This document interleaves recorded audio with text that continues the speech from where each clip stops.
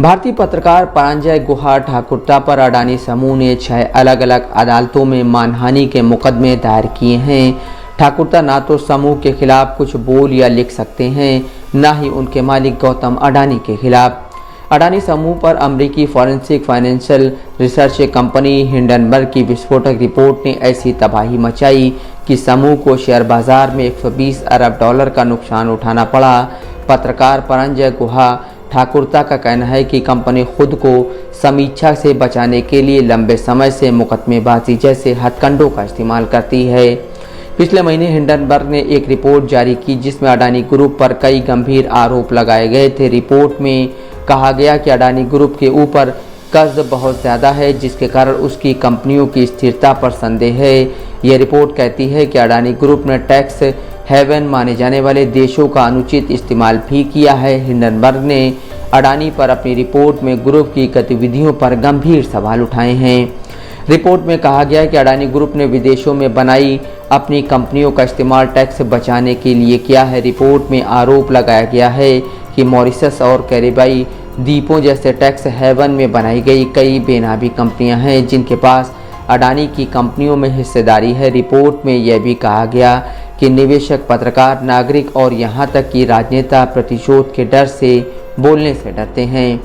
67 साल के पत्रकार ठाकुरता पर 6 मानहानि के मुकदमे ठोक दिए गए, जिनमें 3 आपराधिक हैं। ये सभी मुकदमे अडानी समूह और उसके अध्यक्ष गौतम अडानी के खिलाफ रिपोर्टों की सीरीज लिखने के बाद दर्ज किए। दोषी पाए जाने पर उन्हें जेल हो सकती है।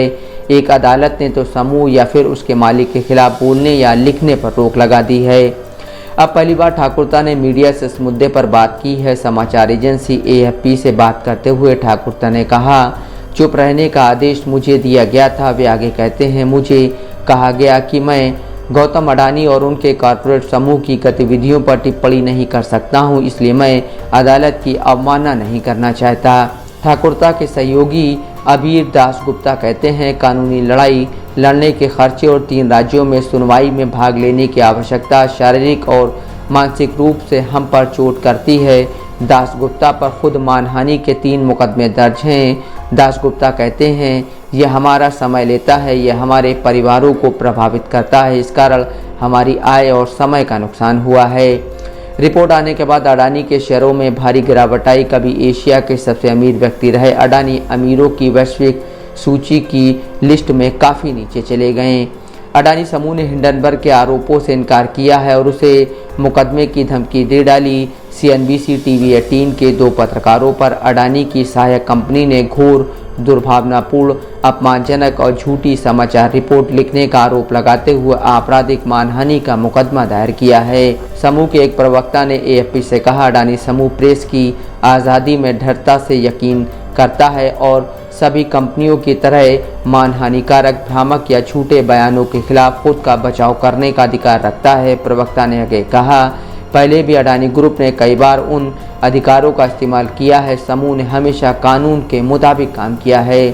हिंडनबर्ग के आरोपों ने दुनिया भर में सुर्खियां बटोरी, लेकिन कई भारतीय मीडिया चैनलों ने उन्हें नज़रअंदाज कर दिया या फिर खारिज कर दिया या फिर रिपोर्ट के लेखकों की निंदा की। कई लोगों ने अडानी समूह के इस दावों को दोहराया और हिंडनबर्ग की रिपोर्ट एक जानबूझकर भारत पर हमला थी। एक टेलीविज़न पैनलिस्ट ने इसे देश के खिलाफ वित्तीय आतंकवाद का कार्य बताया।